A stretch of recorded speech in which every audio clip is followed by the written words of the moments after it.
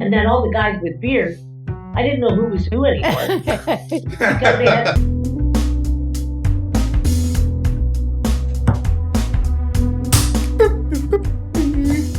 Hello. Welcome to What the Flicks podcast, episode 62. Okay, my name is Susan Ayers. I'm Lon Shima. I'm Patty. Yeah. Oh. I'm Patty Smith. Jorge Sanchez, I'm like, who am I? and I'm Bob McShields. Are they seeing us all in that long shot? Is that the only way we're on camera? I'm not sure. Or Patty. What's really she can see them. Yeah. Okay, so our movies this week are Kantara, Air, Soft and Quiet, Phenomena, and Let It Ride.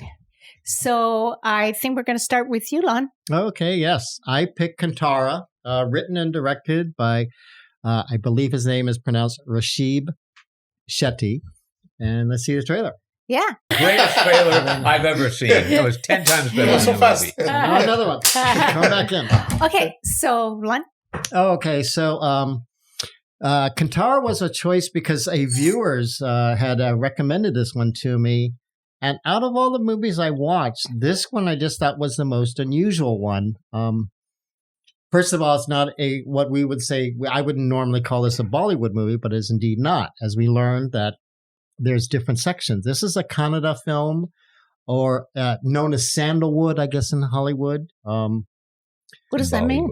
It's the territory in which this is their film industry. Oh, okay. Remember how he said Tollywood was certain language? Yeah. So this is a Kannada language film, and for some reason they call it, I believe, Sandalwood.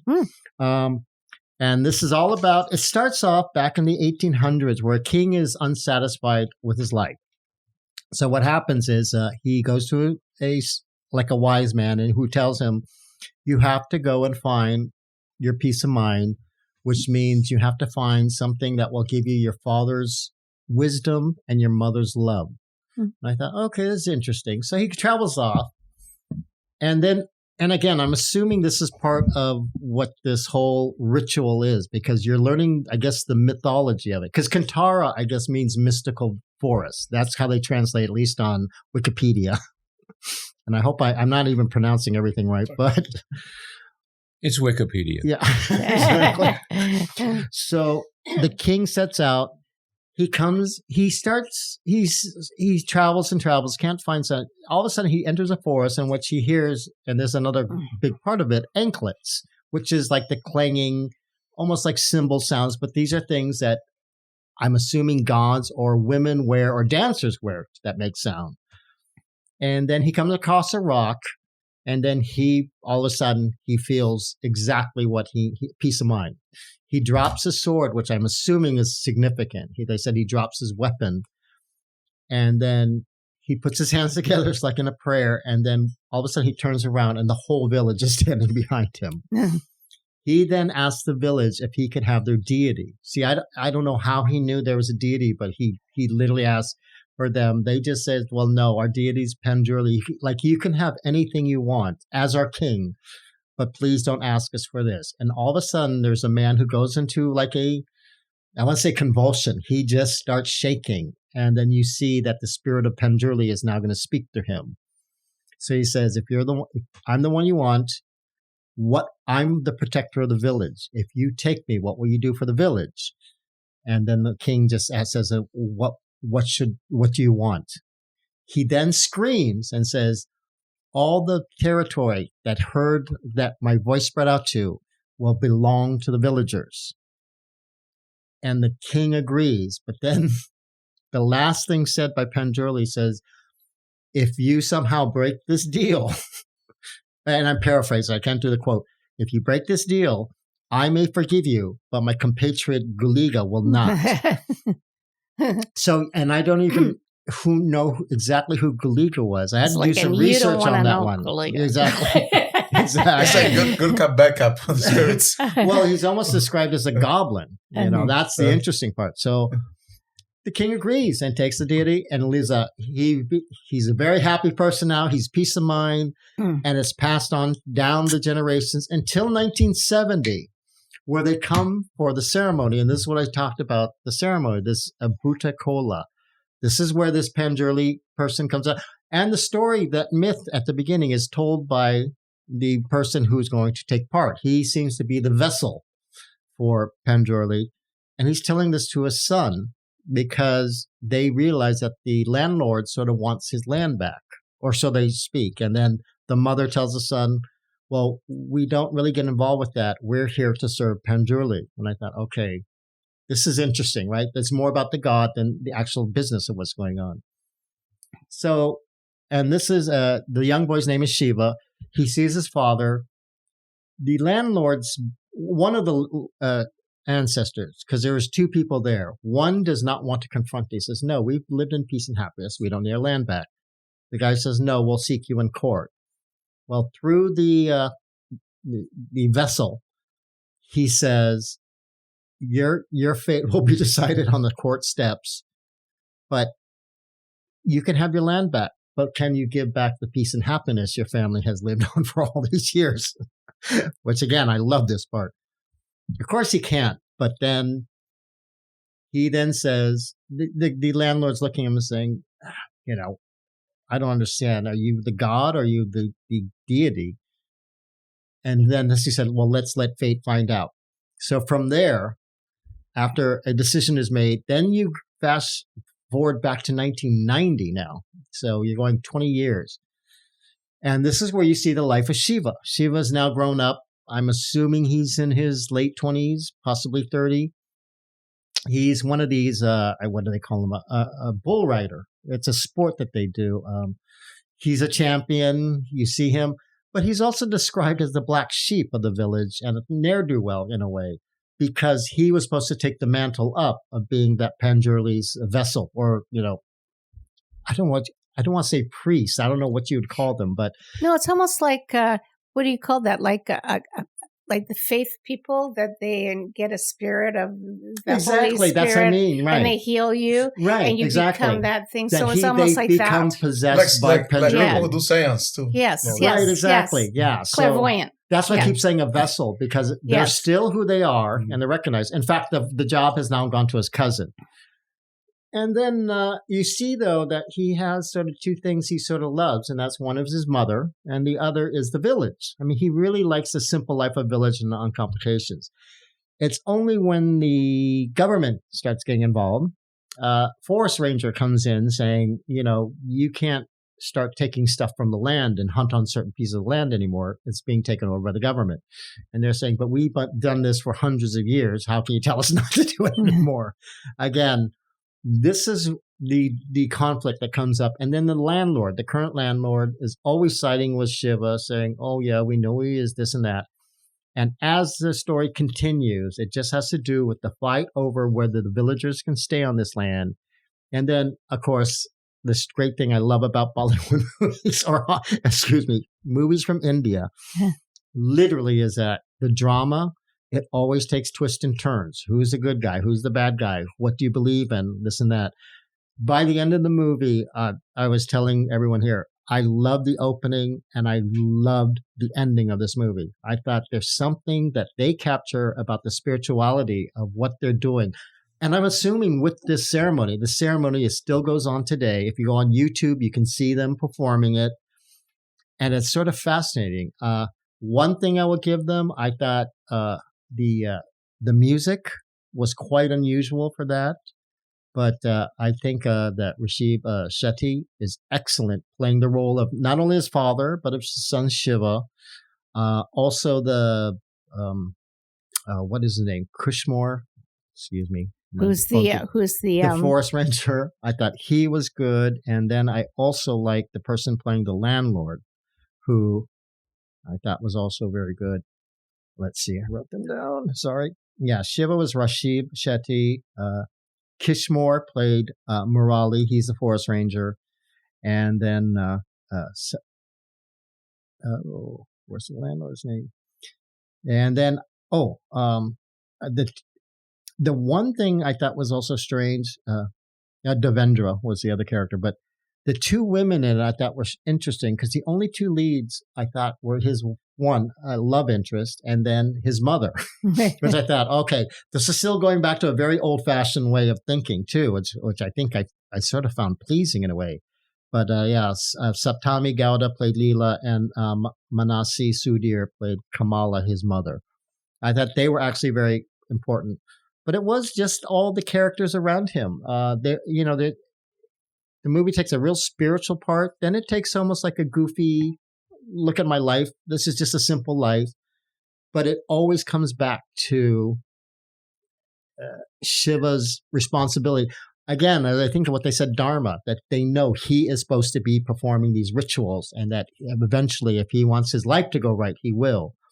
So I don't know why. I can't even tell you. I was just fascinated by this movie. I really enjoyed it. So thank you to all the people who recommended this film. This is something I know I would never even have watched. It's like, oh no, it doesn't seem to be, it's a certain territory. It's another Southern Territory movement that this just sounds so strange, but to see people in that kind of simplistic way, and like I said, this is going back to the 90s, so it's still taking place 30 years from now.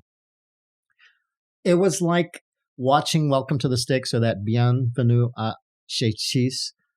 You could tell this person loved his village, loves his culture. And really, I thought it represented it so well in the film. Yeah, actually. Wait, how about Patty? Which does it go on this way? Yeah, it doesn't go that. She's there. Oh, because she's there now. Okay. Can I make a suggestion? Hover on the picture You know what? Patty and You click just pin. amended my original thought about this movie. I thought when you explained it, because you explained things really well, I would go, "Oh, that's what it was about." No, it wasn't. It was so confusing right at the get go. It has, and why it's so confusing is it has too many people and doesn't concentrate on the central characters.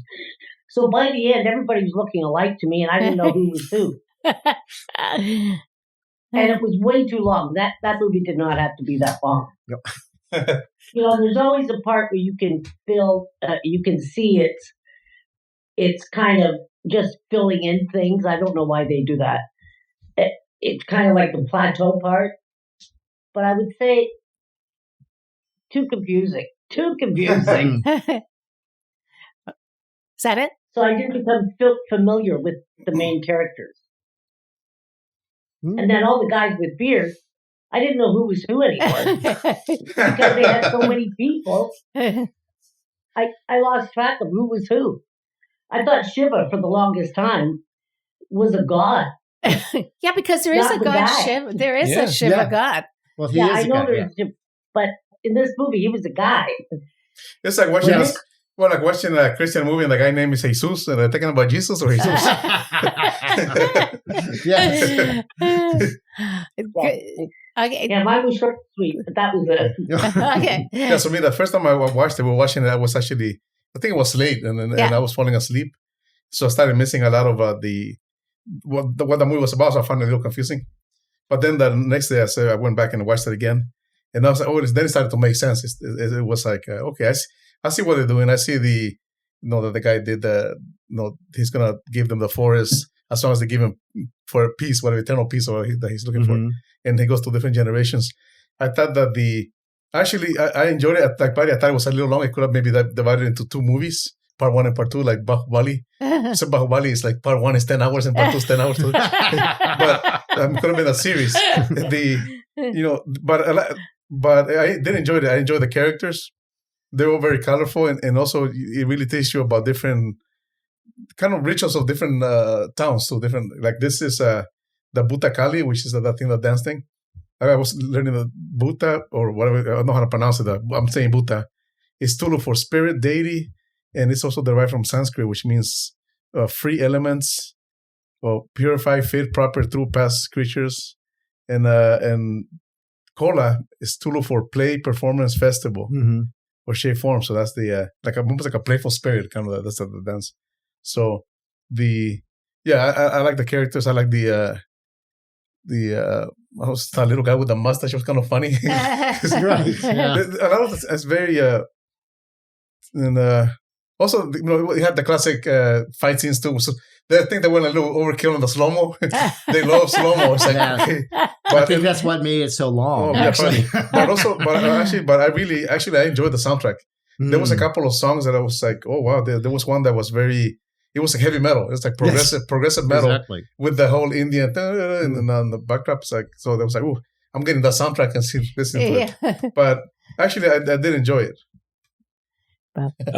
I basically didn't watch it. I just I tried watching it, and just after the second time when the guy was screaming at the top of his lungs, I said, no, I can't do it. And it's not the fault of the movie. It's me. When I was a child, I went to the movies and fell in love with the movies, and these were American movies. That was back in the 40s. That's what my sensibilities are tuned to. So this is I don't want to say anything particularly negative about it because it's a cultural thing. I am not connected to that culture. I'm not connected to that belief system. And I don't put it down. It's just that it's not mine. And so when I watch these movies, I see these movies as being like very, very much overacted and bombastic and way too long. But I'm not the audience that these movies are made for. So I can only say I only lasted for about 10 minutes to this, and I couldn't take it. You had And 2 hours and 90 minutes left. Wouldn't 2 hours and 90 minutes be 3.5 hours? That's right. Isn't it 3 hours? I think it's 2 hours and 19 minutes. 2.5. Maybe it just felt like that. Okay. But I just basically it's like that. It's pretty much the same for me with almost all of the Indian movies. I watched RRR all the way through, and it was like, for what it was fine. I don't know why a dance number was picked as the best song of the year, because it was all about the production. That's going back to RRR, but I just don't get these movies. So my apologies to any of our Indian viewers. Seriously, no, I don't feel qualified to be reviewing a movie that I can't really sit through. So the movie may be great. I don't know. It's just not my taste. Yeah, I was gonna say one last thing. I like that. Also, that I forgot to mention the cop guy. Yeah, the Force Ranger. The Force Ranger. I really like that guy. I like that character. I don't think he's smiled once in the whole movie. And I go, that guy, if he hasn't done already, he needs to do a movie where he plays one of those cops like kick ass, because he looks tough. Anyways, that was my He point. reminded me of The Rock. Yeah, kind of like The Rock. He kind of looked a little Egyptian too. I go, that guy needs to do, if he hasn't done it already, he needs to do a movie. But not The Rock who aims for the trees when he jumps off the building. No. Okay. So this is a blend of history, myth, and folklore. But they, from a very ancient time, brought into a present time. It's the modern world battles the natural world. When you say Yes, very much so. Yes, yes. Mm-hmm. It's well choreographed. There's a lot of fight scenes, and they're excellent. Great music. I agree with George. It's really different and interesting. Again, cultural differences in taste. I'm not familiar with Indian mythology, although I'm becoming more educated as I go along, because all these movies seem to bring that into it. You know what I mean? It's like they bring their religion. I would say it's almost religion / history / philosophy. Culture, everything. Yeah. Yes, Right, I agree. into it. A lot of humor. It's in Hindi. Let's see I thought the film were trying to solve a problem between two thought processes. One side thinking the forest people are lazy, degenerate, directionless, good for nothings. They have a different value system about what life's all about, right? And then the forest people, they think that the modern people are ruthless and greedy and have no respect for history and the old culture and the old ways, right? So the two antagonists come from this, the who is the, what would you call him? The ranger? The Forest Rangers. The ranger. Who represent the government, basically. Yeah, he's the modern. Mm-hmm. And then you have Shiva and his people that represent the past. And there just seems to be no way to understand each other because they're all both coming from different places. But they managed to find common ground, and that's an understanding that there are good people on both sides of this thing, because that Shara, that they're actually both the ranger guy and Shiva are both trying to they're trying to both come from a good place, but to each other, because you're seeing it from both sides. You write it as like, oh, he's terrible. Oh, he's terrible. Right. So yeah. So I like the position they reached at the end, an understanding that I thought was great. Because if you just watch the beginning of it, you would be like, how is this ever going to be resolved? You want to turn it into good guy, bad guy, but they don't. And I really like that, so I like the destination, but the ride was long and meandering. Okay, Patty. Oh, grade 3. 3. No, I'll give it a 6. And I pass Oh, as that's always. right. You don't. Okay, I'm going to give it, even though I'm going to give it a high score because I thought the music, the cinematography, everything about it was just eye candy, right? Nope. Patty. He gives it a 10. Just only saw one Excuse more. yourself, Patty. Okay, so I'm going to probably give it a 9. Wow. Okay. I gave it a 6. Wow. Okay. Come on, babe. So I thought in filmmaking it was excellent. we'll be back. So that's a wrap. Thank you for watching this episode of What the Flicks podcast. I hope you'll check out some of the movies we suggested, because a lot of them are really good and we would love to hear your comments. Remember to subscribe, like us, and leave a comment. So until next time, adios.